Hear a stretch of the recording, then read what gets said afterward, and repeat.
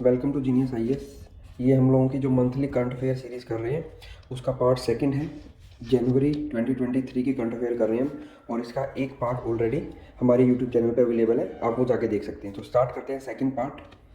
पहला जो इशू है जो हम एड्रेस करेंगे इसमें, that is Montreal protocol. Montreal protocol के बारे में आपको ये पता होना चाहिए कि ये ओजोन लेयर जो है हमारे इन्वायरमेंट में उसकी प्रोटेक्शन से रिलेटेड है।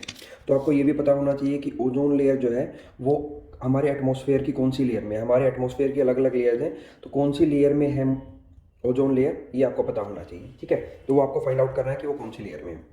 देन तो मॉन्ट्रियल प्रोटोकॉल से पहले उसके लिए वियना कन्वेंशन आई थी। वियना कन्वेंशन आई थी 1985 में। तो ये ईयर इंपॉर्टेंट है वियना कन्वेंशन का। वियना कन्वेंशन किसके लिए थी? For protection of ozone layer के लिए थी, लेकिन उसमें स्पेसिफिकली क्लोरोफ्लोरोकार्बन्स के बारे में मेंशन नहीं था, तो उसके लिए अलग से आया मॉन्ट्रियल प्रोटोकॉल। ये 2005 में नहीं आया था, 1987 में आया था। तो 1987 में आया Montreal protocol. Montreal protocol specifically बात करता था क्लोरोफ्लोरोकार्बन्स के बारे में। क्लोरोफ्लोरोकार्बन्स जिसकी वजह से ओजोन लेयर का डिप्लीशन होता है। और ये क्लोरोफ्लोरोकार्बन्स कहाँ पे मिलते हैं? मेनली स्प्रे केन्स में, फ्रिज में, फोम इंसुलेशन में और एयर कंडीशनर्स में। तो ये मॉन्ट्रियल प्रोटोकॉल और वियना कन्वेंशन के बारे में आपको पता होना चाहिए। ओजोन लेयर की डिप्लीशन से रिलेटेड है, जो ओजोन लेयर की थिकनेस कम होती जा रही है। ओजोन लेयर की थिकनेस कम होने से होता क्या है कि जो अल्ट्रा वायलेट रेडिएशन हैं वो डायरेक्टली अर्थ पे रीच करती हैं, और उनकी वजह से कैंसर और दूसरी जो डिसीज जो है वो होती हैं। नाउ अब आपको एक चीज़ और भी ध्यान रखनी है। जब आप ओजोन डिप्लीशन से रिलेटेड वियना कन्वेंशन ध्यान रखोगे, मॉन्ट्रियल प्रोटोकॉल ध्यान रखोगे, तो आपको ध्यान रखना है 2016 का Kigali agreement. Kigali agreement of 2016। Kigali agreement जो है वो भी ओजोन लेयर से ही रिलेटेड है। तो ओजोन लेयर से रिलेटेड आपको 3 एग्रीमेंट ध्यान रखनी है। इन्वायरमेंट के लिए, इन्वायरमेंट इकोलॉजी के लिए इंपॉर्टेंट है वैसे भी। मॉन्ट्रियल प्रोटोकॉल, वियना कन्वेंशन, ठीक है। ये दो वियना कन्वेंशन दो हैं। एक वियना कन्वेंशन डिप्लोमेट्स के लिए भी है, डिप्लोमेट्स। तो ये ध्यान रखना, कहीं कंफ्यूज करो कि वियना की बहुत सारी कन्वेंशन है, लेकिन यहाँ हम स्पेसिफिकली वियना कन्वेंशन और ओजोन लेयर की प्रोटेक्शन के लिए बात कर रहे हैं। एक वियना कन्वेंशन डिप्लोमेट्स जो होते हैं, एम्बेसडर जो होते हैं, उनकी प्रोटेक्शन के लिए, वो डिफरेंट है ना। तो तीसरा हमें, तो एक वियना कन्वेंशन हो गया, मॉन्ट्रियल प्रोटोकॉल हो गया 1987 का, फिर 2016 का किगाली एग्रीमेंट हमें ध्यान रखना है। किगाली एक अफ्रीकन कंट्री है, रवांडा उसकी कैपिटल है। ये भी आप ध्यान रख सकते हैं, फैक्चुअल इन्फॉर्मेशन है। तो किगाली एग्रीमेंट में बेसिकली क्या हुआ था, हाइड्रोफ्लोरोकार्बन्स ऐड किए गए थे।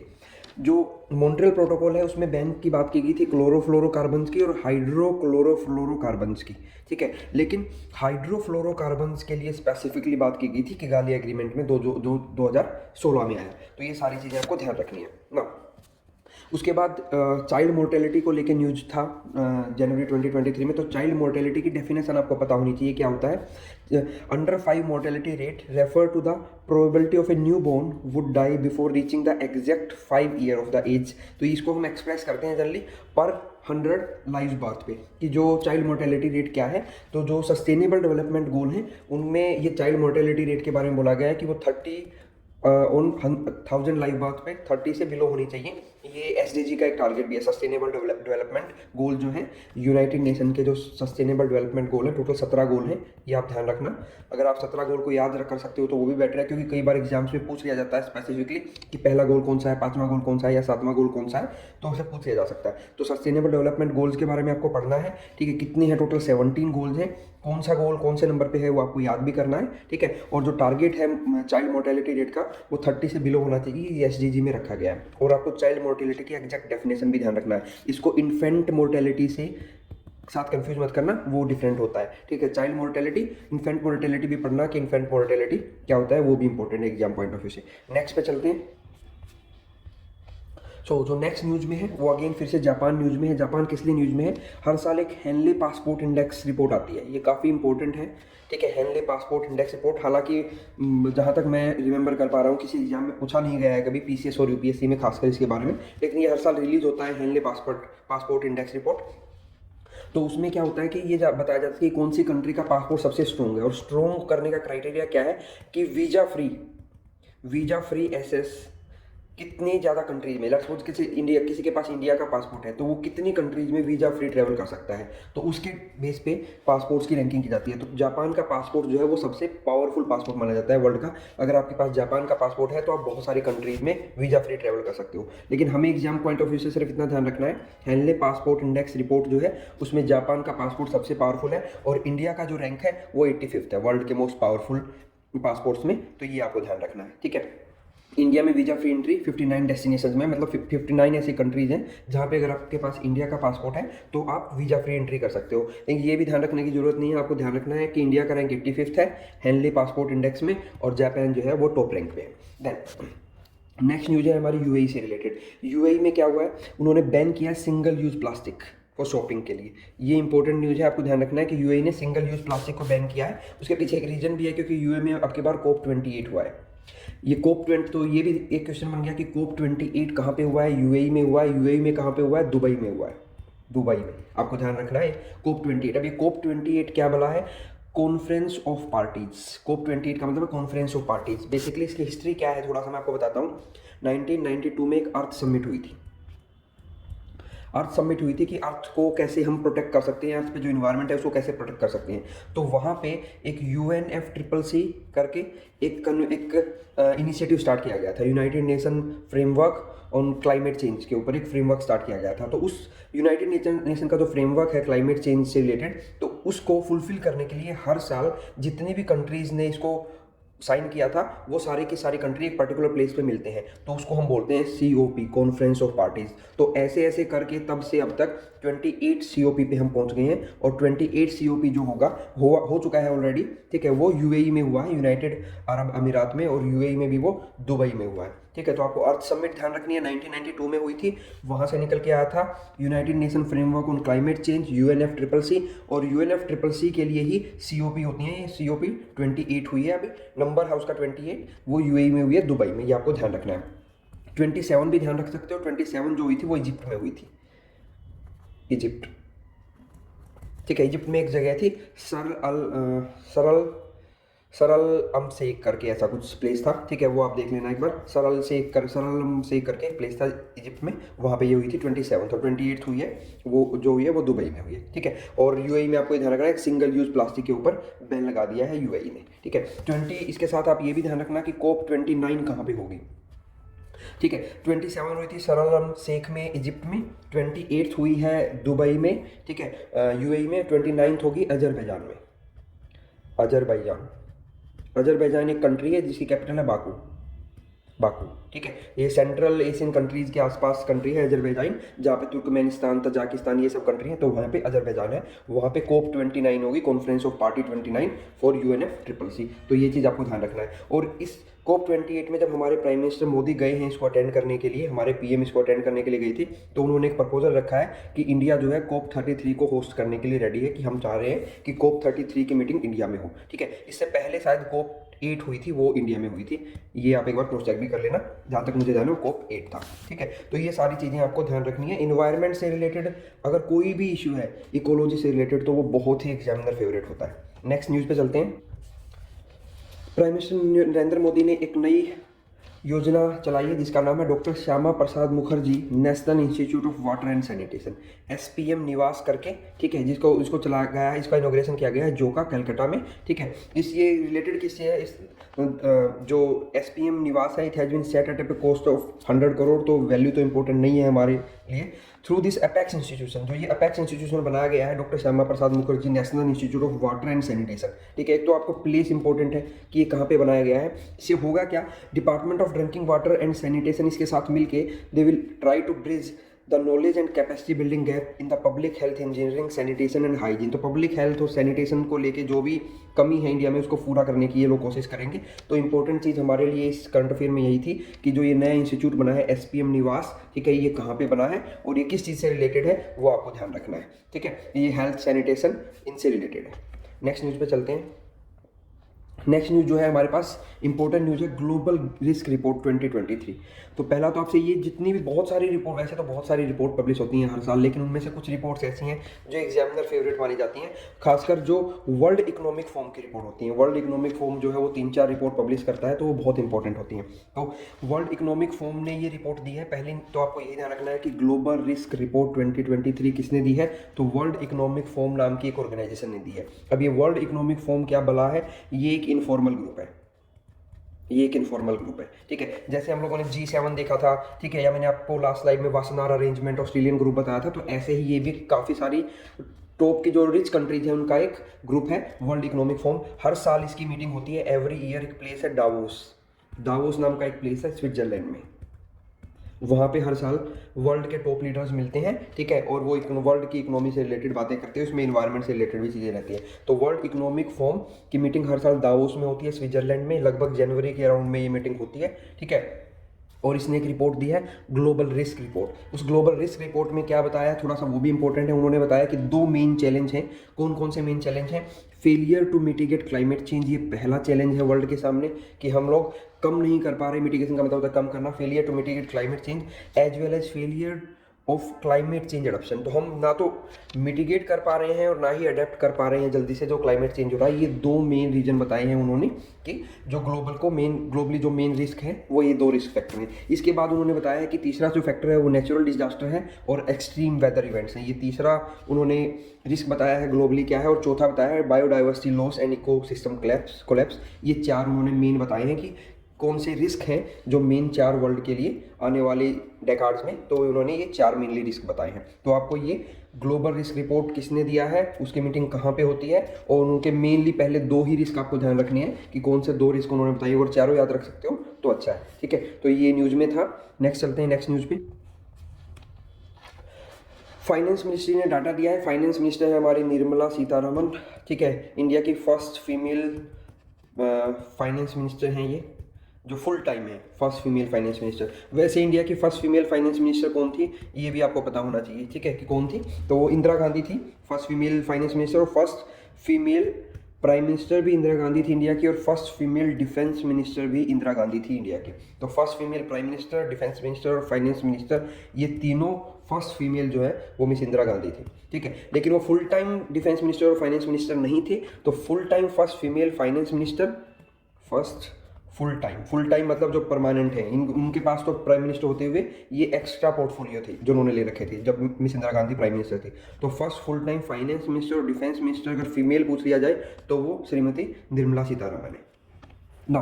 तो फाइनेंस मिनिस्ट्री ने एक डाटा दिया है, और डाटा जो है इंडिया का नेट डायरेक्ट टैक्स के कलेक्शन से रिलेटेड है। तो इसमें हम लोगों को यहाँ पे इस न्यूज़ को मैंने इसलिए रखा है कि मैं आपको ये बताना चाह रहा हूँ कि इंडिया का जो नेट डायरेक्ट टैक्स कलेक्शन है उसमें सबसे बड़ा पोर्शन जो होता है वो कॉर्पोरेट टैक्स का होता है। ये आपको ध्यान रखना है।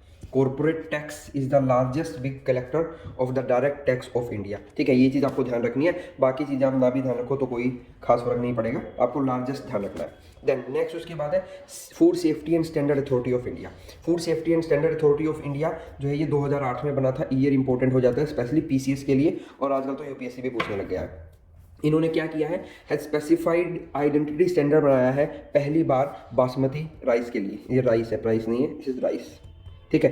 तो काफ़ी इंपॉर्टेंट हो जाता है कि बासमती राइस के लिए पूछ सकते हैं, एग्जामिनर आपसे पूछ सकता है कि किस प्रोडक्ट के लिए FSSAI ने स्पेसिफाइड आइडेंटिटी स्टैंडर्ड बनाए हैं, तो वो है बासमती राइस के लिए। और जो हमारी फूड प्राइस शॉप होती हैं, जो गांव में अलग अलग जो राशन की दुकानें होती हैं, वो भी इसी के अंडर में चलती हैं, ठीक है। FSSAI से रिलेटेड यूपीएससी ऑलरेडी क्वेश्चन पूछ चुका है, तो FSSAI इंपॉर्टेंट है, इसके बारे में आप एक्स्ट्रा अगर पढ़ सकते हो तो वो सही रहेगा। देखो मेरी एक लिमिट है पढ़ाने की, मैं कितना इंक्लूड कर सकता हूँ। अगर मैं बहुत डिटेल में पढ़ाऊंगा तो ये सेशन कई कई घंटों के चले जाएंगे, तो आपके लिए भी फिजिबल नहीं होगा। हालांकि हम कोशिश करेंगे कि सेपरेट सेशन लेके आएँ जहाँ पे हम डिटेल में जाएंगे, लेकिन जहाँ पे मैं बता रहा हूँ कि आप एक्स्ट्रा पढ़ लो, तो वो आप कमिंग जो एग्जाम्स हैं उसके लिए वहाँ पे स्पेसिफिकली आपको एक्स्ट्रा पढ़ना है। तो FSSAI के बारे में आपको एक्स्ट्रा पढ़ना है। नेक्स्ट जो न्यूज़ में है वो है एल सल्वाडोर। हालांकि ये पुरानी न्यूज़ भी है और इसके साथ कुछ नया हुआ है। एल सल्वाडोर ने कई साल 2-3 साल पहले ये पहली ऐसी कंट्री बनी थी जिन्होंने बिटकॉइन को लीगल टेंडर घोषित किया था। लीगल टेंडर का मतलब होता है कि वो उस कंट्री की मनी होगी। जैसे इंडिया में लीगल टेंडर जो है वो रुपी है, तो लीगल टेंडर को इशू करने की पावर इंडियन गवर्नमेंट के पास है through RBI, reserve bank of India के थ्रू, ठीक है। तो लीगल टेंडर मान लिया था बिटकॉइन को एल सल्वाडोर ने। ये पहले की न्यूज़ है। अभी उन्होंने क्या किया है recently approved a new law to regulate the issuance of other digital assets by both the state and the private entities। तो ये उन्होंने उसमें एडअप किया है। हालांकि बहुत इंपॉर्टेंट न्यूज़ नहीं है। इंपॉर्टेंट ये है कि इसको दोबारा से ये इशू उठा है बिटकॉइन का, तो ये पूछ सकते हैं एग्जामिनर कि कौन सी ऐसी पहली कंट्री थी जिन्होंने बिटकॉइन को लीगल टेंडर घोषित किया था, तो वो थी एल सल्वाडोर। बाकी उन्होंने लॉ में कुछ चेंजमेंट किए हैं, तो वो चेंजमेंट इतने इंपॉर्टेंट नहीं है एग्जाम पॉइंट ऑफ व्यू से। नेक्स्ट चलते हैं। अब ये कई बार मैं आपको मेंशन करता हूँ कि ये चीज़ें इंपॉर्टेंट हैं, ये चीज़ें इंपॉर्टेंट नहीं है एग्जाम पॉइंट ऑफ व्यू से।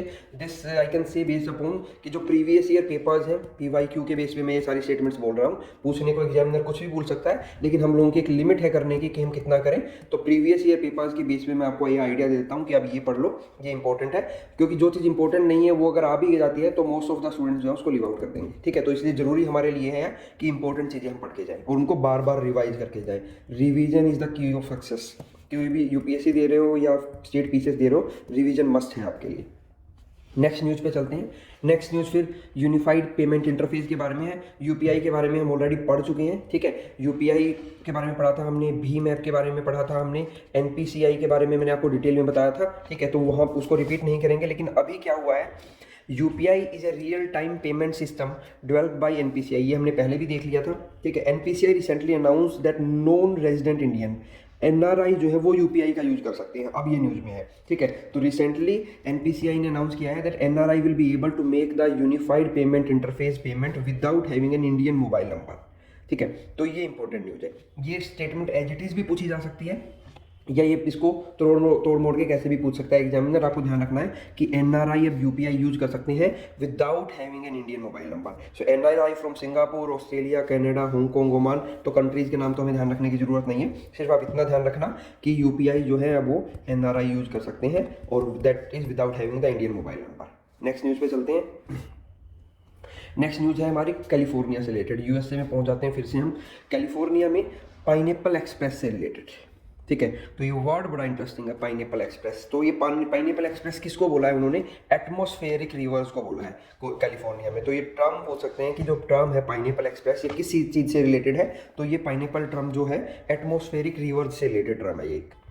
तो ये पाइनएप्पल एक्सप्रेस इनको हम एटमॉस्फेरिक रिवर बोल रहे हैं। ये हैं क्या, these are long narrow region in the atmosphere that transport most of the water vapours. तो ये वाटर वेपर्स की बहुत बड़ी बड़ी लेयर्स हैं, ठीक है। तो उनको पाइनएप्पल एक्सप्रेस का नाम दिया गया है। तो ये आपको पाइनएप्पल एक्सप्रेस का नाम ध्यान रखना है। ये पाइनएप्पल एक्सप्रेस किस चीज़ से रिलेटेड है ये पूछ सकते हैं, ठीक है। और ये कहाँ पे आई है वो रीजन पूछा जा सकता है आपसे। नेक्स्ट चलते हैं। थाउजेंड्स ऑफ फ्लाइट जो है यूनाइटेड स्टेट्स में डिले हो गई हैं, ठीक है।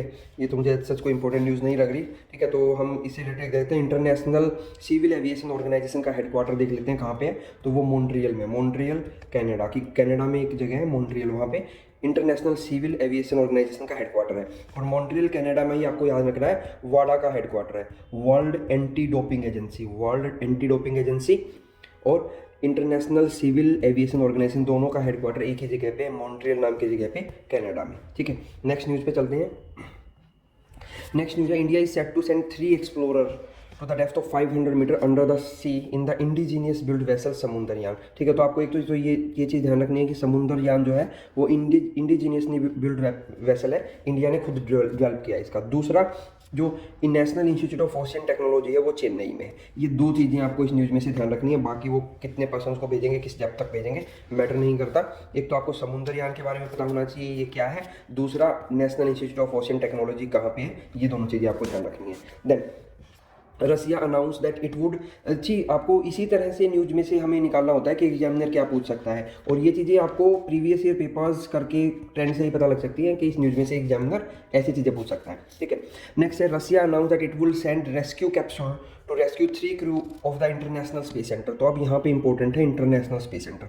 ये इंपॉर्टेंट नहीं है कि रसिया अपने मेंबर्स को रेस्क्यू करने के लिए कैप्सूल भेजेगा, इंपॉर्टेंट है International Space centre. International Space centre obvious है कि जैसे कि नाम बता रहा है, तो ये इंटरनेशनल है, स्पेस में है और एक स्टेशन है। तो ये इंटरनेशनल स्पेस स्टेशन जो है किस किस कंट्री का है ये आपको पता होना चाहिए। तो ये इंटरनेशनल स्पेस सेंटर एक तो नासा ने बनाया, तो यूएसए का है, कनाडा का है, देन यूरोपियन स्पेस एजेंसी यानी यूरोप का, जाक्सा, ठीक है। जाक्सा आप खुद फाइंड आउट करो कि जाक्सा कहाँ की एजेंसी है, नाम से भी पता लग पा रहा है वैसे, लेकिन ये मैं नहीं बता रहा हूँ कि कहाँ की है। तो जाक्सा एक स्पेस एजेंसी है, उस देश का है ये, और रसिया का, ठीक है। रसिया की स्पेस एजेंसी का नाम है रोसकोस्मोस, जैसे इंडिया की स्पेस एजेंसी का नाम है इसरो, ठीक है। तो जाक्सा आपको खुद फाइंड आउट करना है। तो ये 5 कंट्रीज हैं जिनकी स्पेस एजेंसी ने मिलकर ये इंटरनेशनल स्पेस स्टेशन बनाया है। तो इसके कंपैरिजन में चाइना ने 2-3 साल पहले अपना एक स्पेस सेंटर बनाया था, आपको उसका भी नाम ध्यान रखना है। चाइना का जो इंटरनेशनल स्पेस सेंटर है या चाइना का जो स्पेस स्टेशन है उसका नाम है तियांगोंग,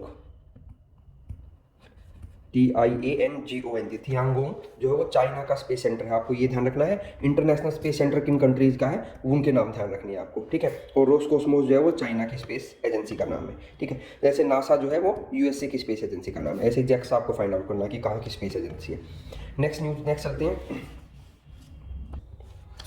नेक्स्ट न्यूज़ हमारी रिलेटेड है जेम्स वेब स्पेस टेलीस्कोप से। ये जेम्स वेब स्पेस टेलीस्कोप, ठीक है, एक टेलीस्कोप है नासा का, USA का। इससे पहले एक और टेलीस्कोप था जिसका नाम था Hubble space telescope, Hubble space telescope. तो आपको ये ध्यान रखना है कि जेम्स वेब स्पेस टेलीस्कोप का प्रीकर्सर था, मतलब उससे पहले वाला था हबल स्पेस। अब हबल स्पेस को यह पूछा था कि हबल स्पेस टेलीस्कोप को किस टेलीस्कोप ने रिप्लेस किया है, तो जेम्स वेब स्पेस टेलीस्कोप ने रिप्लेस किया है। ये काम क्या था इन दोनों टेलीस्कोप्स का, ये दोनों telescope habitable zone find out कर रहे हैं कि पूरे यूनिवर्स में कहाँ कहाँ पे हैबिटेबल जोन है जहाँ पे रहा जा सकता है, लाइक अर्थ, ठीक है। तो उसके लिए UPSC ने क्वेश्चन भी पूछा था गोल्डीलोक जोन। UPSC ने एक बार पूछा था कि गोल्डीलोक जोन क्या है, तो गोल्डीलोक जोन जो है वो पूरे हमारे जो यूनिवर्स है उसमें जो हैबिटेबल जोन है उनको बोलते हैं गोल्डीलोक जोन, ठीक है। तो ये इन जेम्स वेब स्पेस टेलीस्कोप या हबल स्पेस टेलीस्कोप का काम ये था कि अर्थ लाइक जो प्लैनेट्स है या अर्थ लाइक जो हैबिटेबल जोन है उनको फाइंड आउट करना। तो ऐसा ही एक इन्होंने फाइंड आउट किया है, उसका नाम है स्टार LHS 475, ठीक है, ये उसका नाम है। तो मेनली तो जो आपको ध्यान रखना है वो ये ध्यान रखना है कि जो ये जेम्स वेब स्पेस टेलीस्कोप का क्या काम था, Hubble space telescope James Webb space telescope का प्रीकर्सर था। दोनों का काम है हैबिटेबल जोन फाइंड आउट करना, और हैबिटेबल जोन जो है उनको हम गोल्डीलोक जोन के नाम से भी जानते हैं।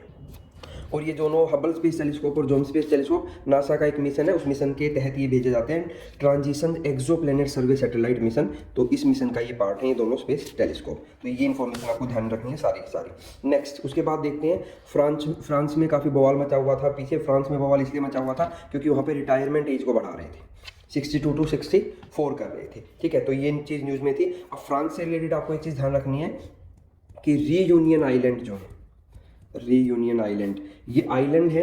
आइलैंड वो होता है, वो लैंड का वो हिस्सा होता है जो चारों तरफ से पानी से घिरा होता है, उसको हम आइलैंड बोलते हैं। तो रीयूनियन आइलैंड जो है वो इंडियन ओशन में है, और इंडियन ओशन में ये रीयूनियन आइलैंड फ्रांस की टेरिटरी है, ओवरसीज टेरिटरी है ये फ्रांस की रीयूनियन आइलैंड। एक तो आपको ये ध्यान रखना है। दूसरा, राफेल जो अभी हेलीकॉप्टर हम लोगों ने बाई किए थे वो फ्रांस से बाई किए थे कुछ टाइम पहले, तो ये भी आपको ध्यान रखना है। और तीसरा आप ध्यान रख सकते हो फ्रांस में सेमी प्रेसिडेंशियल सिस्टम है, सेमी प्रेसिडेंशियल सिस्टम।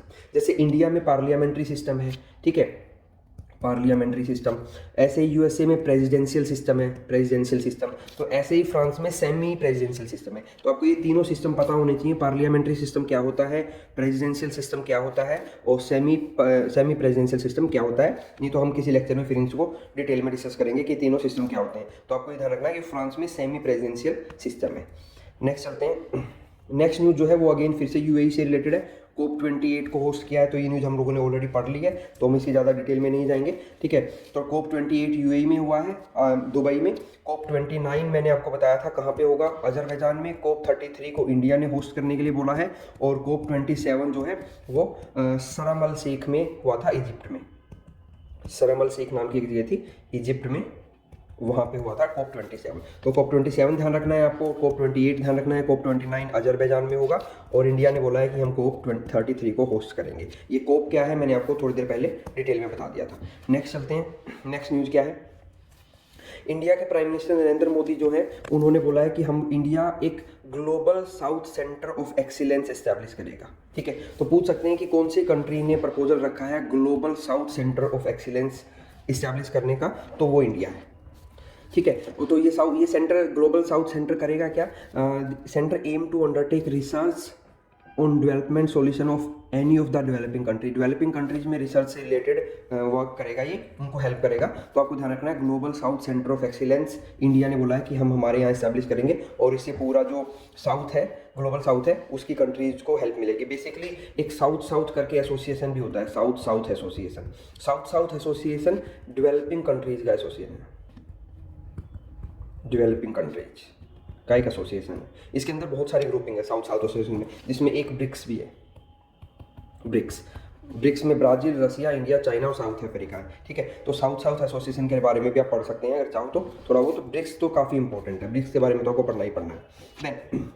एक नई स्टडी हुई है जिसने बोला सर्वाइवल ऑफ रिचेस्ट।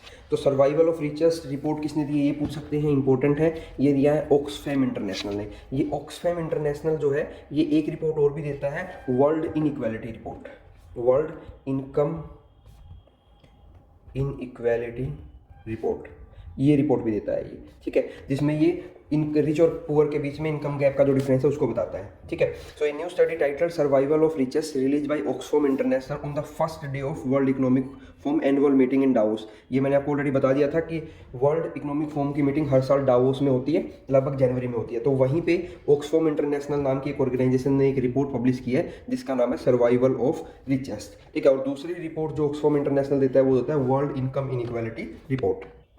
तो इस रिपोर्ट का जो डाटा है वो हमारे लिए प्रीलिम्स पेपर के लिए इंपॉर्टेंट नहीं है, ठीक है। ये सीरीज हम प्रीलिम्स के लिए कर रहे हैं, तो अगर मेंस के लिए कर रहे हैं तो इसकी रिपोर्ट की जो फाइंडिंग है वो भी हमारे लिए इंपॉर्टेंट होती, तो इनको हम स्किप करते हैं, फिर देखेंगे जब हम मेंस के लिए अलग से करंट अफेयर सेशन लेके आएंगे। नेक्स्ट न्यूज है वरुणा से रिलेटेड। वरुणा जो है वो इंडिया की बाइलेटरल नेवल एक्सरसाइज है, ये इंडिया और फ्रांस के साथ होती है, ठीक है। तो आपको ये ध्यान रखना है कि वरुणा एक बाइलेटरल नेवल एक्सरसाइज है, नेवल भी ध्यान रखना इंडिया और फ्रांस के बीच में होती है। फ्रांस ने हमें राफेल दिए हैं, ठीक है, और फ्रांस के रीयूनियन आइलैंड है इंडियन ओशन में, और फ्रांस में सेमी प्रेसिडेंशियल सिस्टम है, ये चीज़ें मैंने आपको थोड़ी देर पहले बताई थी, ठीक है। देन ऐसे ही नेक्स्ट न्यूज में AK-203 कालाशनिकोव, ये कालाशनिकोव जो है वही कालाशनिकोव है जिसको कि एक मूवी आई थी KGF जिसमें इसको इसके बारे में बताया गया था। तो ये AK-203 ये रसिया हम लोगों को हेल्प कर रहा है कि अमेठी में एक ज्वाइंट वेंचर करेगा इंडिया और रसिया का, और इसमें यूपी का जो अमेठी डिस्ट्रिक्ट है वहाँ पे हम मैन्युफैक्चरिंग करेंगे AK-203 राइफल्स की, ठीक है। तो ये न्यूज़ में आपको ध्यान रखना है कि ये AK-203 राइफल्स में कौन हमें हेल्प कर रहा है, रसिया हेल्प कर रहा है, ठीक है। कहाँ पे हम मैन्युफैक्चर करेंगे इंडिया में, यूपी के अमेठी में हम हेल्प करेंगे, ठीक है। अमेठी से जो हमारी फिलहाल MP हैं वो है स्मृति ईरानी, इन्होंने राहुल गांधी को बीट किया था पिछली बार यहाँ से, ठीक है।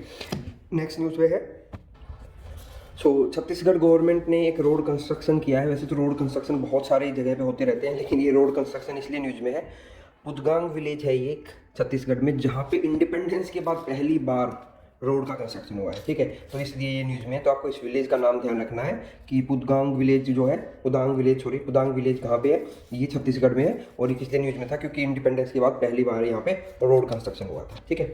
नेक्स्ट चलते हैं, नेक्स्ट न्यूज़ जो है वो थ्रीवल्लूर से रिलेटेड है। थ्रीवल्लूर जो है वो काफ़ी फेमस पर्सन है तमिल में, तो तमिल पोइट थे और फिलोसफर थे, उन्होंने एक बुक लिखी थी थिरुकुल्लार। तो ये दोनों ही चीज़ें इंपॉर्टेंट है, ऑथर का नाम भी और बुक का नाम भी, ठीक है। ये एक तरह से तमिल ग्रामर बोल जाते हैं कि तमिल ग्रामर की बुक थी।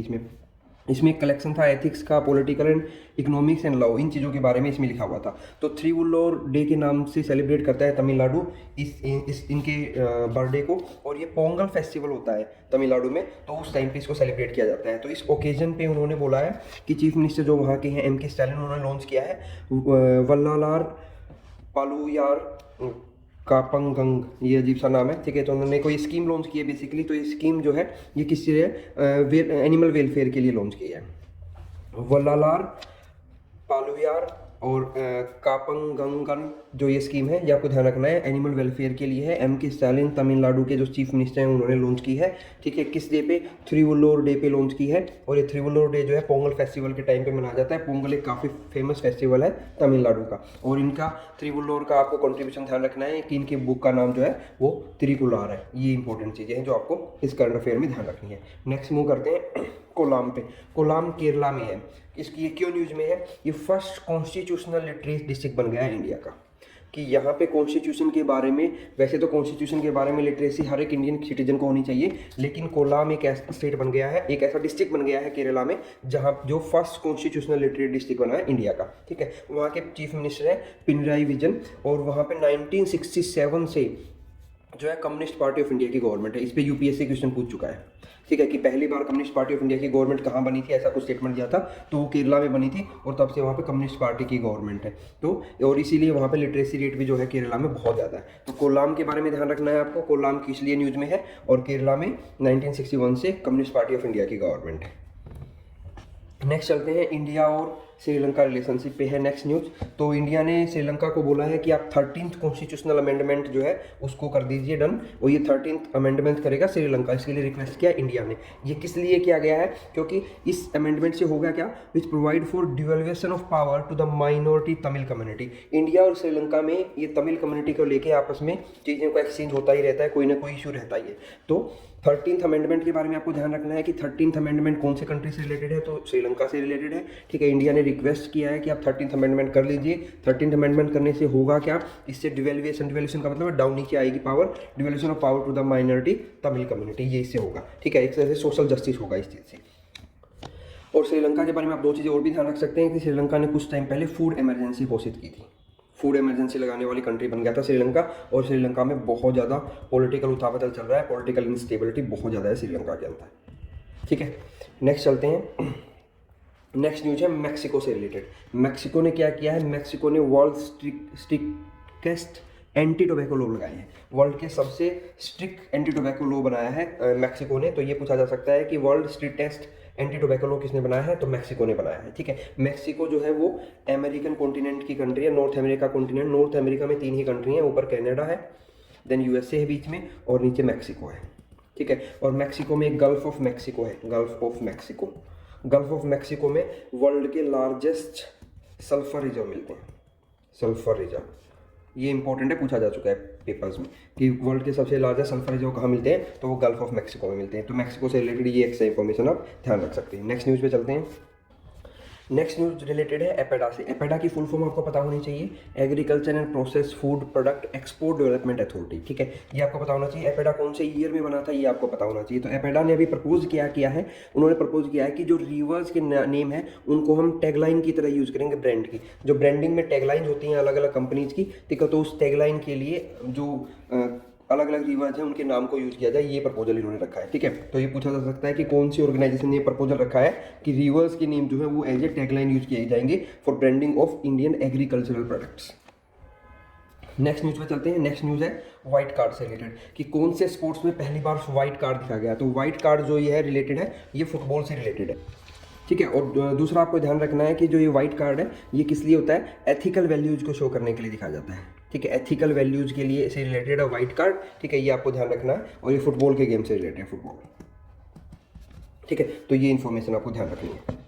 जैसे हम लोगों ने योयो और दक्षा टेस्ट देखे थे कि वो किससे से रिलेटेड थे, वो क्रिकेट से रिलेटेड। तो उसको सिमिलर वे में ये व्हाइट कार्ड जो है फुटबॉल से रिलेटेड है, एथिकल्स वैल्यू को शो करने के लिए यूज किया जाता है, पहली बार ये यूज किया गया। ठीक है, तो इतना इन्फॉर्मेशन आपके लिए सफिशिएंट है, बाकी डिटेल पढ़ने की हमें रिक्वायरमेंट नहीं है। देन मोन्यूमेंट मित्रा स्कीम, ये इंडियन गवर्नमेंट की एक स्कीम है, मोन्यूमेंट मित्रा स्कीम। ये स्कीम को ट्रांसफर कर दिया गया है from ministry of tourism to ministry of culture. पहले ये स्कीम मिनिस्ट्री ऑफ टूरिज्म के अंडर में थी, अब ये स्कीम जो है मिनिस्ट्री ऑफ कल्चर के अंडर में है। ठीक है, जो मोन्यूमेंट मित्रा स्कीम में क्या होता है, ये जो union culture secretary announce that government will soon launch a revamped version of monument Mitra under which the culture ministry will seek partnership with private industry. तो बेसिकली जो ये मोन्यूमेंट मित्रा स्कीम, इसमें क्या होता है कि जो प्राइवेट इंडस्ट्री है वो किसी न किसी एक इंडियन मोन्यूमेंट को ले लेती है, और उसका पूरा का पूरा प्रिजर्वेशन का या उसका पूरा देखभाल का खर्चा जो है वो प्राइवेट इंडस्ट्री उठाती है। ये बेसिकली स्कीम है। ठीक है, तो आपको ध्यान रखना है कि स्कीम क्या है, प्राइवेट इंडस्ट्री के साथ मिलकर जो हमारी मोन्यूमेंट्स हैं उनको प्रोटेक्शन के लिए ये स्कीम है मोन्यूमेंट मित्रा, और ये पहले मिनिस्ट्री ऑफ टूरिज्म के अंडर में आती थी, अब ये मिनिस्ट्री ऑफ कल्चर के अंडर में आती है। नेक्स्ट न्यूज़ पे चलते हैं।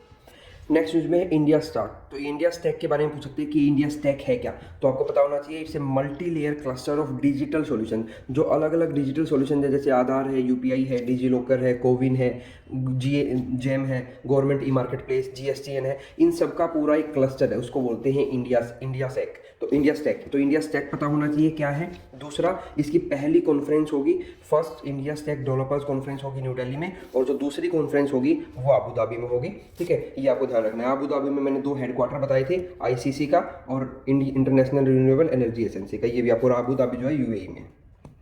ठीक है, तो इंडिया स्टैक क्या है, पहली कॉन्फ्रेंस कहाँ पे होगी डेवलपर, दूसरी कॉन्फ्रेंस कहाँ पे होगी, ये आपको ध्यान रखना है। नेक्स्ट न्यूज़ पे चलते हैं।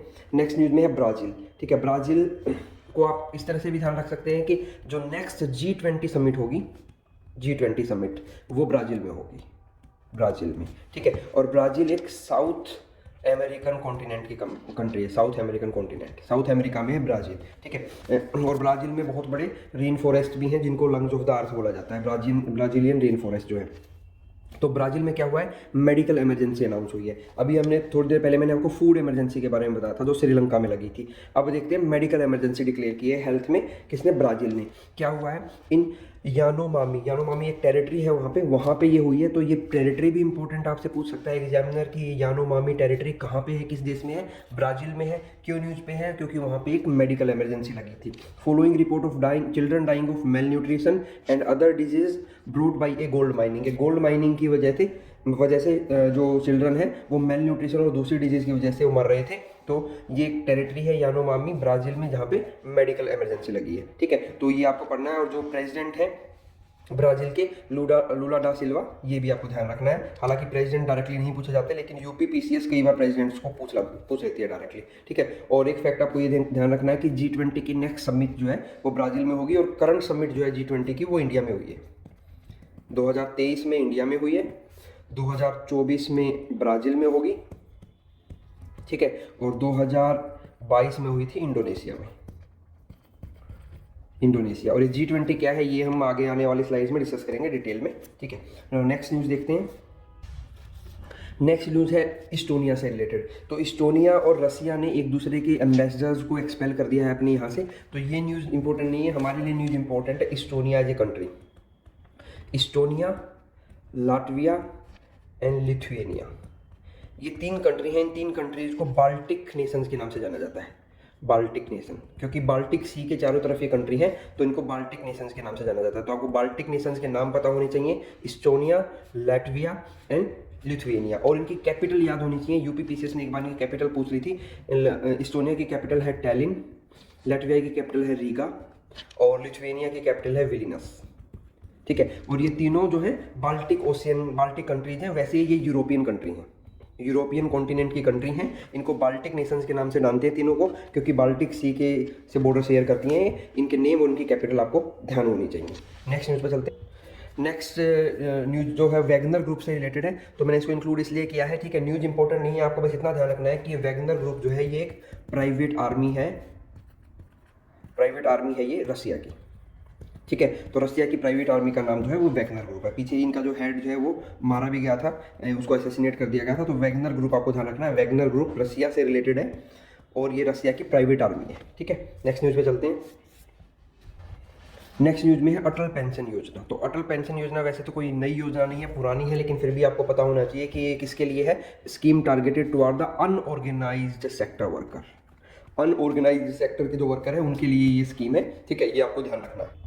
न्यूज़ में इसलिए है क्योंकि इसके सब्सक्राइबर 10 मिलियन क्रॉस हो गए हैं, लेकिन एग्जामिनर अगर पूछेगा तो ये नहीं पूछेगा कि किस स्कीम के सब्सक्राइबर 10 मिलियन क्रॉस कर गए हैं। वो आपसे ये पूछेगा कि अटल पेंशन जो योजना जो है वो कौन से सेक्टर के लिए। तो अनऑर्गेनाइज सेक्टर वर्कर्स के लिए मैंने बार बार फोकस किया, तो ध्यान रखना अनऑर्गेनाइज के लिए।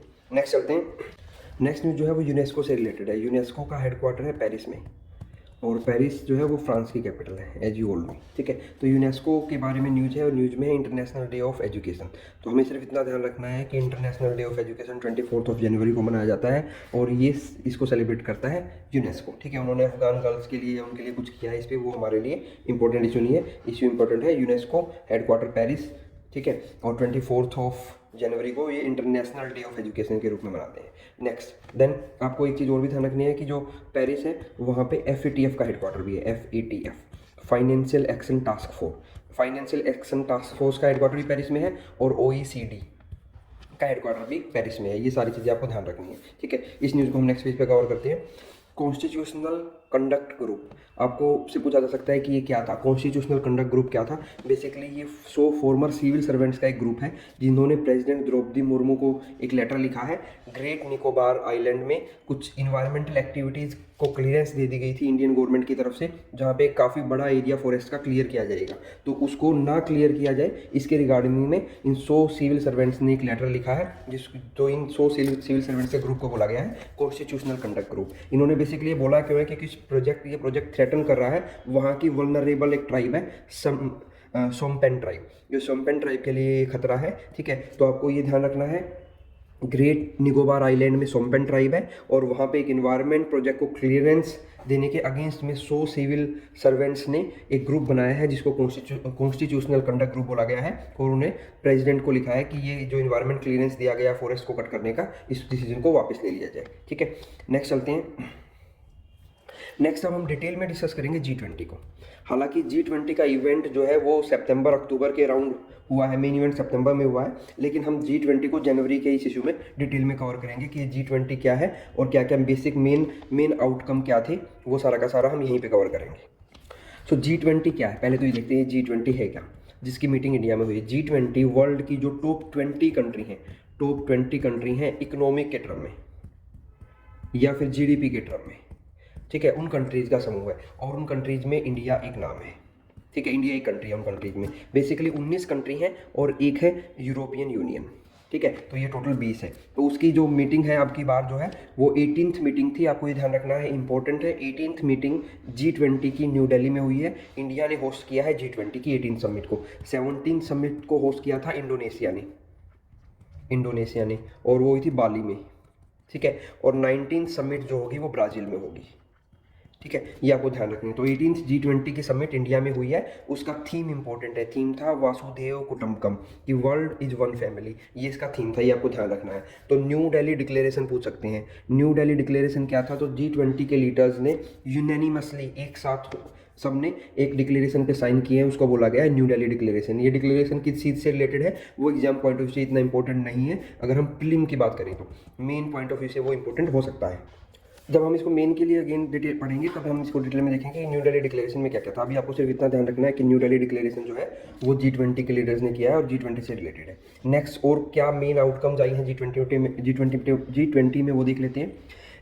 Admittance of African union G20 basically अब G21 हो गया। अफ्रीकन यूनियन उसका नया मेंबर बन गया है। अफ्रीकन यूनियन जो है अफ्रीकन कंट्रीज़ का एक समूह है, इसका हेडक्वार्टर है एडिस अबाबा में, एडिस अबाबा। और एडिस अबाबा जो है ये इथोपिया के अंदर है, ठीक है। जब हम अफ्रीकन यूनियन पढ़ रहे हैं, इथोपिया में एडिस अबाबा जहाँ पे अफ्रीकन यूनियन का हेडक्वार्टर है, तो एक टर्म पढ़ लेते हैं सीड। बेसिक सीड है हॉर्न ऑफ अफ्रीका के नाम से फेमस है। आपने अफ्रीका का स्ट्रक्चर देखा होगा तो ऐसे कुछ निकला हुआ है अफ्रीका का स्ट्रक्चर, तो इसको बोलते हैं हॉर्न ऑफ अफ्रीका। ये इंडियन ओशियन से टच करता हुआ स्ट्रक्चर है। तो वहाँ पे मेनली 4 कंट्री हैं, एस फॉर सोमालिया, ठीक है, E for Eritrea, again E for Ethiopia, और डी है जिबूती के लिए, इसको बोलते जिबूती हैं और लिखते डी से हैं जिबूती। ये कंट्रीज हैं जो हॉर्न ऑफ अफ्रीका की कंट्रीज हैं। तो ये आपको ये भी ध्यान रखना है कि हॉर्न ऑफ अफ्रीका की कौन सी कंट्री है, तो ये हॉर्न ऑफ अफ्रीका की कंट्री है। सोमालिया में एक रेबल ग्रुप है, वो उसका भी ध्यान रखना है, अभी न्यूज़ में है क्योंकि, ठीक है, हो सकता है आने वाले करंट अफेयर में उसको कवर करें। एक ह्यूथी रेबल ग्रुप है और इसको सपोर्ट करता है ईरान, ठीक है। और ये क्या करता है, किंगडम ऑफ सऊदी अरेबिया और जो मेनली सुन्नी मुस्लिम कंट्री है उन पे अटैक करता है, ठीक है। तो हुदी जो रेबल ग्रुप है ये कहाँ का है, सोमालिया का है। यूपीएससी ऑलरेडी इस पे क्वेश्चन पूछ चुका है, ठीक है। तो ये चीज़ आपको ध्यान रखनी है। ये हमने अफ्रीकन यूनियन से रिलेटेड देखा। और क्या नई चीज़ें हुई हैं जो G20 में हुई है, एक बात की गई है, tripling the global renewable energy capacity by 2030। जो भी ग्लोबल रिन्यूएबल एनर्जी कैपेसिटी है फिलहाल अभी वर्ल्ड की, उसको 3 गुना करने की बात की गई है 2030 तक, एक ये बात की गई है। ये हम सारी आउटकम्स पढ़ रहे हैं कि क्या क्या आउटकम्स हुई हैं G20 की, ठीक है। तो वैसे तो हम जनवरी 2023 के करंट अफेयर कर रहे हैं, लेकिन कंक्लूड हो चुका है, हम इसको रिकॉर्ड दिसंबर में कर रहे हैं, तो इसलिए मैं आपको आउटकम बता रहा हूँ यहीं पे, ठीक है। एक आउटकम क्या है कि इंडिया मिडिल ईस्ट, ठीक है, और यूरोपियन इकोनॉमिक कॉरिडोर बनेगा। इंडिया से होता हुआ मिडिल ईस्ट से जाता हुआ यूरोप तक का एक इकोनॉमिक कॉरिडोर बनाने का प्रस्ताव रखा गया है, ठीक है। ये भी आपको ध्यान रखना है। वो डिटेल में इसमें नहीं जाएंगे कि कौन कौन किसी कंट्रीज में पार्टिसिपेट करेंगे, क्योंकि 2-4 कंट्री होती तो हम फिर भी देखते, ठीक है। और ये जो नया बनेगा इकोनॉमिक कॉरिडोर, ठीक है, is a part of border initiative, और जिस बॉर्डर इनिशिएटिव का पार्ट है उसका नाम है partnership for global infrastructure investment. तो PGII का ये पार्ट है। कौन सा पार्ट है, IMEC, India middle east European corridor जो बनेगा, बेसिकली एक्सपोर्ट इंपोर्ट के लिए कॉरिडोर बनेगा। तो ये भी एक आउटकम है G20 का। नेक्स्ट चलते हैं, और क्या आउटकम है G20 का। एक ग्लोबल बायोफ्यूल अलायंस बनाने की बात हुई है G20 समिट में, ठीक है। तो ये भी G20 का ही आउटकम है। Global biofuel alliance is an India lead initiative. India ने इसका इनिशिएटिव लिया है कि हम ऐसा कोई अलायंस बनाएंगे। It's aim to develop an alliance of governments, international organisation and industry to promote the adoption of biofuel, कि बायोफ्यूल का ज़्यादा से ज़्यादा अडोप्शन किया जाए, ज़्यादा से ज़्यादा हम बायोफ्यूल को यूज़ करें फॉर इन्वायरमेंट प्रोटेक्शन के लिए। तो उसके रिगार्डिंग एक अलायंस बनाने का इनिशिएटिव लिया है इंडिया ने, जिसका नाम है ग्लोबल बायोफ्यूल अलायंस। बहुत ही ज़्यादा इंपॉर्टेंट है किसी भी PCS या UPSC के लिए। Initiative seek to position biofuel as the key component of the energy transition and contribution to job creation and economic growth. मतलब जो एनर्जी ट्रांजिशंस की हम बात कर रहे हैं कि हम पेट्रोल से इलेक्ट्रिक पे चले जाएंगे, तो उसमें ये भी एक बहुत बड़ा फैक्टर हो सकता है बायोफ्यूल। तो ग्लोबल बायोफ्यूल अलायंस के बारे में आपको ध्यान रखना है। Alliance was launched with the 9 initiating members. ये 9 मेंबर है, हालांकि इतने सारे मेंबर्स के बारे में आपको अगर ध्यान आ जाए तो सही है। जहाँ मेंबर बहुत ज़्यादा होते हैं तो वहाँ पे, और वो चीज़ बहुत ज़्यादा इंपॉर्टेंट नहीं होता तो पूछते नहीं है उसको। अब जो जीबीए जो ग्लोबल बायोफ्यूल अलायंस है, उसके कॉन्स्टिट्यूएंट मेजर प्रोड्यूसर्स कौन कौन से हैं और मेजर कंज्यूमर कौन से हैं, ये आपको ध्यान रखना है। यूएसए सबसे बड़ा प्रोड्यूसर और कंज्यूमर है बायोफ्यूल का, उसके बाद ब्राज़ील है और फिर उसके बाद इंडिया है। ठीक है, तो ये तीन जो है वो मेजर कॉन्ट्रीब्यूटर हैं, लगभग 85% ऑफ द बायोफ्यूल के प्रोड्यूसर और कंज्यूमर।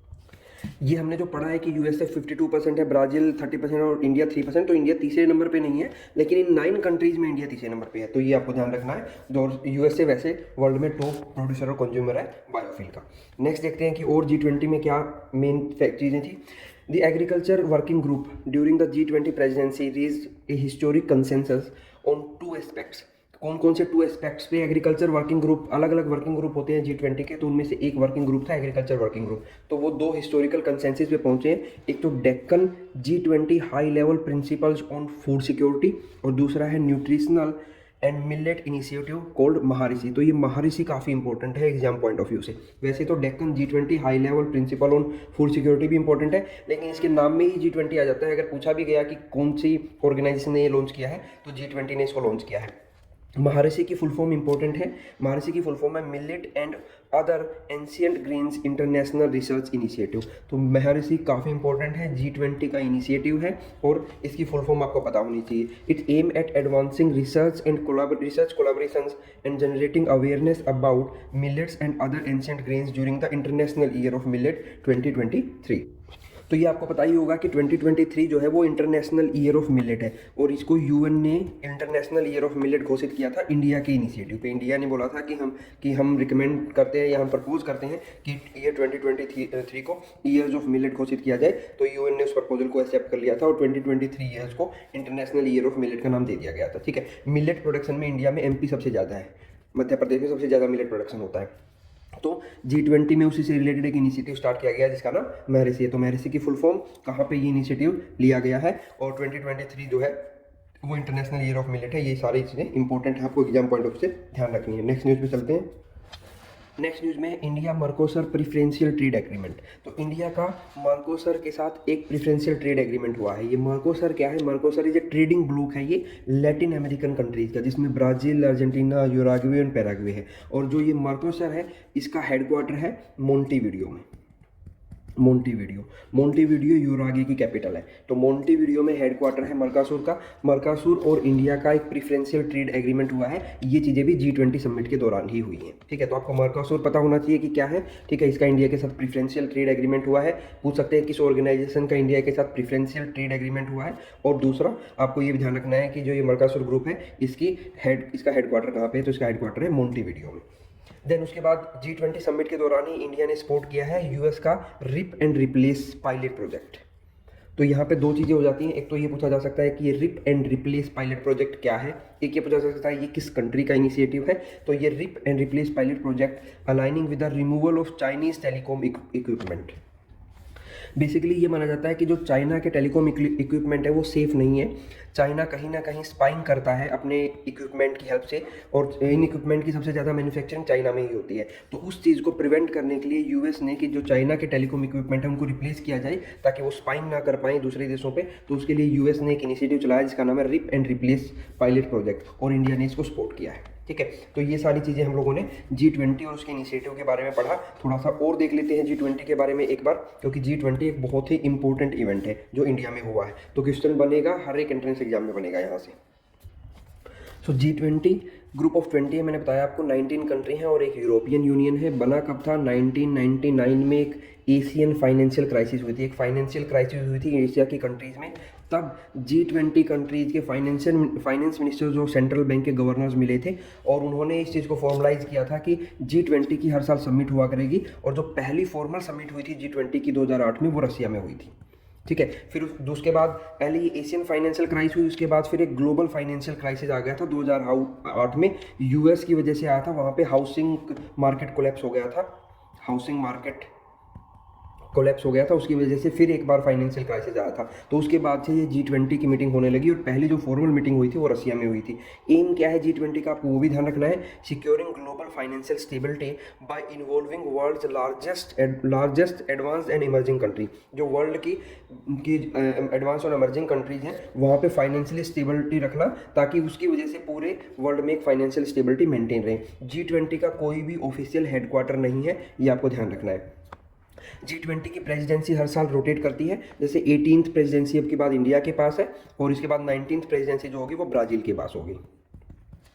नो परमानेंट सेक्रेटरीट और हेडक्वार्टर, 19 कंट्री हैं, ठीक है, और एक यूरोपियन यूनियन है और अब एक अफ्रीकन यूनियन हो गया। अब तो बेसिकली ये G21 हो गया है, ठीक है। देन ट्रोका इसमें होता है G20 में। ट्रोका क्या होता है, बेसिकली जो करंट प्रेसिडेंसी जिसके पास है, जैसे इंडिया, पास्ट प्रेसिडेंसी थी इंडोनेशिया के पास और नेक्स्ट प्रेसिडेंसी होगी ब्राज़ील के पास। तो ये तीन मिला के एक ग्रुप बनाते हैं और वो एजेंडा डिसाइड करते हैं कि G20 का मेन एजेंडा क्या रहेगा। ये कुछ चैलेंजेस हैं जो प्रीलिम्स के हिसाब से तो इंपॉर्टेंट नहीं है, मेन के हिसाब से इंपॉर्टेंट हो सकते हैं कि G20 के क्या क्या चैलेंजेस हैं। नेक्स्ट, G20 की कंट्रीज के नाम आपको याद रखने हैं, इंपॉर्टेंट है। UPSC ने 2018 या 19 में पूछ लिया था कि इनमें से कौन सी G20 की कंट्री है या नहीं है, तो G20 की कंट्रीज के आपको नाम ध्यान रखने पड़ेंगे, ठीक है। इस बार का थीम जो है 18 समिट इंडिया में हुई है, इस बार का जो थीम है वो वासुदेव कुटुंबकम है, one earth one family one future. और इसको हमने लिया कहाँ से है वासुदेव कुटुंबकम को, एक एंशियंट संस्कृत टेक्स्ट है महाउपनिषद, वहाँ से हमने इसको लिया है। तो ये इन्फॉर्मेशन भी इंपॉर्टेंट है। तो ये जो भी हमने किया G20 के बारे में, ये आपको सारा का सारा टिप्स में होना चाहिए। नेक्स्ट चलते हैं नेक्स्ट न्यूज़ पे। नेक्स्ट न्यूज़ फिर से G20 से रिलेटेड है। G20 में वैसे तो बहुत सारी मीटिंग्स होती हैं, लेकिन पहली बार first environmental and climate sustainable working group की मीटिंग हुई है, तो ये इंपॉर्टेंट है, आपको ध्यान रखना है। ये बेंगलुरु में हुई है। मेन मीटिंग G20 की न्यू दिल्ली में हुई है, ठीक है, और जो first environment and climate sustainability working group की मीटिंग हुई है वो बेंगलुरु में हुई है। पहली है इसलिए इंपॉर्टेंट है, आपको ध्यान रखनी है। नेक्स्ट न्यूज़ है अस्थाना से related. Astana is the capital of Kazakhstan और कजाकिस्तान में हो रहा है FIDE world cup chess championship, तो इसलिए न्यूज़ में है। तो पूछा सकता है FIDE world cup chess championship कहाँ हुई है, कजाकिस्तान में हुई है और अस्थाना उसकी कैपिटल है। इसका नाम बदल के, पहले इसका नाम नूर सुल्तान था, उसका नाम बदल के अस्थाना रख दिया गया है। तो यहाँ पे इंपॉर्टेंट हमारे लिए है सेंट्रल एशियन कंट्रीज। जो सेंट्रल एशियन कंट्रीज हैं उन कंट्रीज़ के नाम और उनकी कैपिटल्स के नाम आपको ध्यान रखने होने चाहिए, आपको ध्यान रखने हैं। एक कजाकिस्तान का हो गया अस्थाना, देन नेक्स्ट है उज्बेकिस्तान। उज्बेकिस्तान की कैपिटल है ताशकंद और ये वही ताशकंद है जहाँ पे हमारे second prime minister Lal Bahadur Shastri की जो डेथ हुई थी उज्बेकिस्तान के ताशकंद में। और ताशकंद में ही 1925 में कम्युनिस्ट पार्टी ऑफ इंडिया बनाई गई थी, वो भी ताशकंद में बनाई गई थी। देन उसके बाद तजाकिस्तान भी एक सेंट्रल एशियन कंट्री है और इसकी कैपिटल है दुशानबे। देन एक और सेंट्रल एशियन कंट्री है तुर्कमेनिस्तान, जिसकी कैपिटल है आशगाबाद। आशगाबाद के नाम से एक एग्रीमेंट भी है, वो उसके बारे में भी आपको पढ़ना है कि आशगाबाद एग्रीमेंट क्या है, इंडिया उसका मेंबर है। देन एक कंट्री है किर्गिस्तान और किर्गिस्तान की कैपिटल है बिश्केक। ये कैपिटल्स और कंट्रीज ऑलरेडी पूछी हुई हैं, यूपीपीसीएस ने पूछा था इनको, ठीक है। तो इसलिए बाल्टिक कंट्रीज में भी हमने ये याद रखा था कि कंट्री कौन सी है बाल्टिक और उनकी कैपिटल क्या है। और सेंट्रल एशियन कंट्रीज कौन कौन सी हैं, Kazakhstan, Uzbekistan, Tajikistan, Turkmenistan, Kyrgyzstan, और उनकी कैपिटल्स भी आपको ध्यान रखनी है। और कैपिटल्स में दो कैपिटल स्पेसिफिकली आशगाबाद एग्रीमेंट है, उसके कौन कौन से मेंबर है वो आपको ध्यान रखनी है। और ताशकंद में हमारे जो सेकंड पीएम थे लाल बहादुर शास्त्री, उनकी डेथ हुई थी और 1925 में ताशकंद में ही एम एन रॉय ने कम्युनिस्ट पार्टी ऑफ इंडिया की स्थापना की थी ताशकंद में। नेक्स्ट न्यूज़ पे चलती है। नेक्स्ट न्यूज़ है एयर इंडिया से related, not air India sorry, Indian air force से रिलेटेड। इंडियन एयरफोर्स की एक एक्सरसाइज है परले।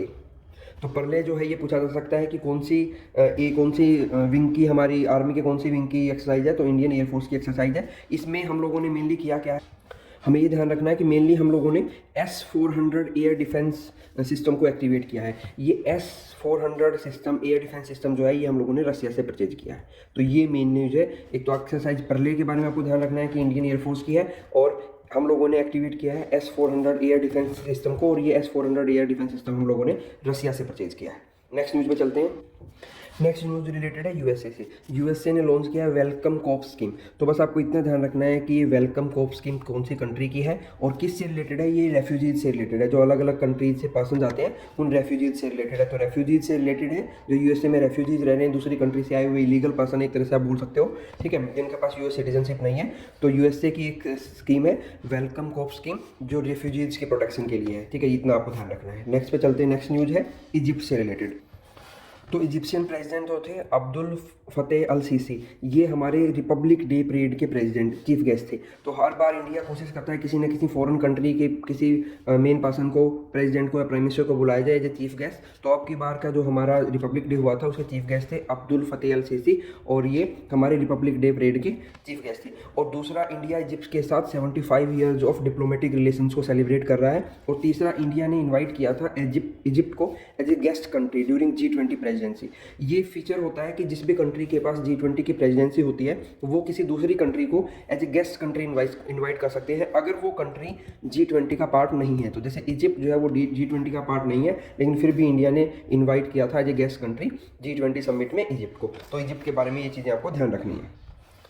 नेक्स्ट न्यूज़ पे चलते हैं। नेक्स्ट न्यूज़ है नेपाल से रिलेटेड, ठीक है। नेपाल में एक डेडलीस्ट प्लेन क्रैश हुआ है इन द 30 ईयर्स में, और ये यति एयरलाइंस फ्लाइट का प्लेन था। आपको बस इतना ही ध्यान रहा है, यही हमारे लिए इंपॉर्टेंट है कि नेपाल का डेडलीस्ट प्लेन क्रैश जो 30 ईयर्स में हुआ है वो कौन सी एयरलाइंस थी। तो यति एयरलाइंस थी, वो काठमांडू में ये हुआ है, ठीक है। इतना ही आपको ध्यान रखना है, इससे ज़्यादा इन्फॉर्मेशन हमारे काम की है भी नहीं।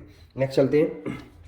अभी बाकी इन्फॉर्मेशन को मैंने इसलिए इंक्लूड किया है कि आप अगर साथ में कुछ और एक्स्ट्रा इन्फॉर्मेशन से रिलेटेड पढ़ना चाहो तो पढ़ सकते हो, लेकिन एग्जामिनर अगर पूछेगा तो वो इन्हीं दो चीज़ों पे पूछेगा। यति एयरलाइंस का नाम पूछ सकता है जो डेडलीस्ट क्रैश हुआ है नेपाल में, या पूछ सकता है कि वो कौन सी कंट्री की एयरलाइंस थी, तो वो नेपाल की एयरलाइंस थी। नेक्स्ट न्यूज है इंटरनेशनल लेबर ऑर्गेनाइजेशन से रिलेटेड। इंटरनेशनल लेबर ऑर्गेनाइजेशन ने रिपोर्ट दी है, रिपोर्ट का नाम है world employment and social outlook. तो आपसे पूछ सकते हैं कि ये world employment and social outlook जो रिपोर्ट है ये किसने दी है। तो ये ILO ने दी है, इंटरनेशनल लेबर ऑर्गेनाइजेशन ने।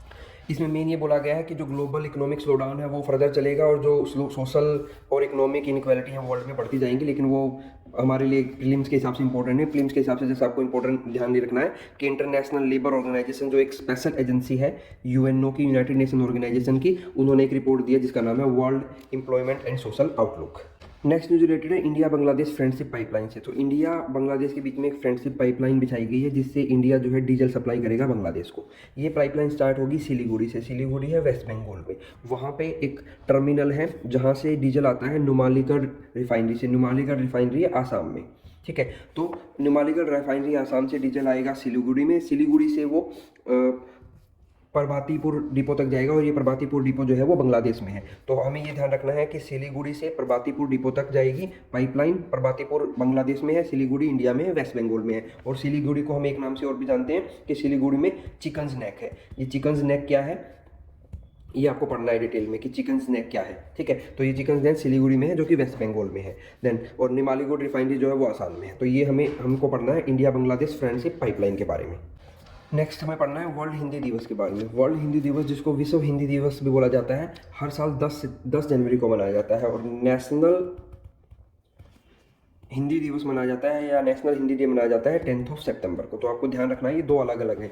नेशनल में मनाया जाता है 10 सितंबर को, और वर्ल्ड हिंदी दिवस जो मनाया जाता है वो 10 जनवरी को मनाया जाता है। और इस बार की जो वर्ल्ड हिंदी डे कॉन्फ्रेंस हुई है वो ये नाडी में, और नाडी जो है फिजी में। फिजी जो है ये पैसिफिक ओशियन में है, एक आइलैंड कंट्री है जो पैसिफिक ओशियन में है, ठीक है। तो इसी के साथ हम लोगों का करंट अफेयर सीरीज का जो ये जनवरी मंथ का करंट अफेयर था वो खत्म होता है। नेक्स्ट वीडियो में हम फरवरी का करंट अफेयर से स्टार्ट करेंगे। Till then take care, bye bye.